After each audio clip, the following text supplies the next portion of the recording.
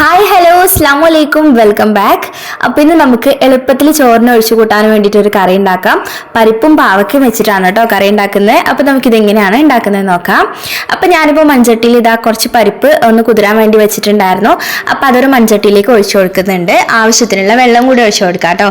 അപ്പോൾ നിങ്ങൾക്ക് വേണമെന്നുണ്ടെങ്കിൽ കുക്കറിൽ നമുക്ക് പരിപ്പ് വേവിച്ചെടുക്കാം. കുക്കറിൽ വേവിച്ചെടുക്കുകയാണെന്നുണ്ടെങ്കിൽ നമ്മൾ നേരത്തെ കുതിരാൻ വെക്കേണ്ട ആവശ്യമൊന്നുമില്ല.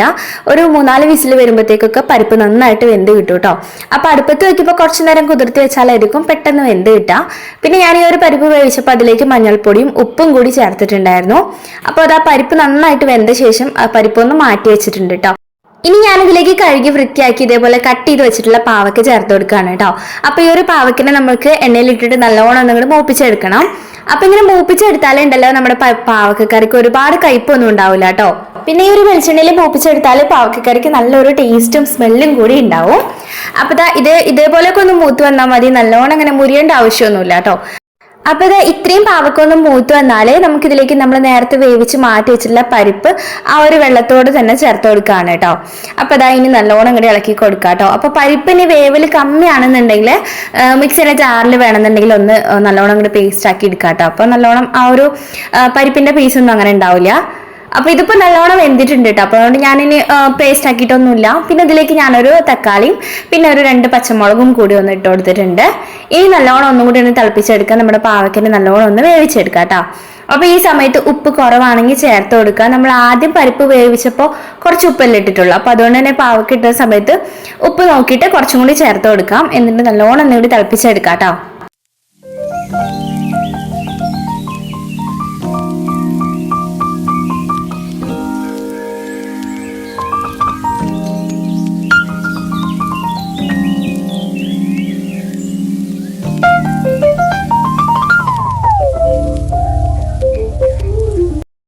അപ്പൊ നമ്മുടെ പരിപ്പും തക്കാളിയും എല്ലാം നന്നായിട്ട് തന്നെ വെന്ത് വന്നിട്ടുണ്ട്. ഇനി നമുക്ക് ഇതിലേക്ക് അരപ്പ് ചേർത്ത് കൊടുക്കാം. തേങ്ങയിലേക്ക് ചെറിയുള്ളിയും വെളുത്തുള്ളി പിന്നെ ചെറിയ ജീരകം കൂടി ഇട്ടിട്ട് നല്ലോണം ഒന്ന് പേസ്റ്റ് ആക്കി അരച്ചെടുക്കാം കേട്ടോ. തരികളൊന്നും ഇല്ലാതെ വേണം അരച്ചെടുക്കാൻ വേണ്ടിയിട്ട്. അപ്പൊ ആ ഒരു അരപ്പാണ് ഇതിലേക്ക് ചേർത്ത് കൊടുത്തിട്ടുള്ളത് കേട്ടോ. അപ്പൊ അതുകൂടി ചേർത്ത് കൊടുത്തിട്ട് നല്ലോണം അങ്ങോട്ട് ഇളക്കി കൊടുക്കാം.